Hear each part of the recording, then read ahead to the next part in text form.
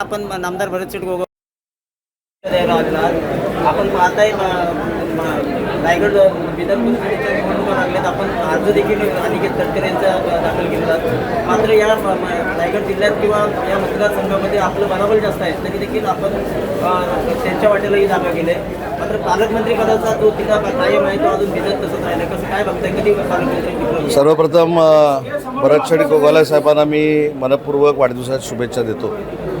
भरत शेठ असतील, मी असेल, विकास शेठ असतील, आम्ही सगळे माननीय एकनाथ शिंदे साहेबांच्या नेतृत्वाखाली काम करतो. आणि माननीय शिंदे साहेबांनी ज्यावेळी ही जागा आता महायुतीतल्या राष्ट्रवादी काँग्रेस पार्टीला सोडलेली आहे, त्याच्यामुळं क्रमप्राप्त आहे की आम्ही सगळ्यांनी तो उमेदवार निवडून आणणं. परंतु पालकमंत्रीपदाचा जो मुद्दा आपण या ठिकाणी मांडलात, ज्या दिवशी भरत शेठ गोगावले साहेब मंत्री झाले त्या दिवसापासून ते रायगडचे पालकमंत्री झालेच पाहिजे हे सांगणारा मी त्यांचा सच्चा मित्र आहे.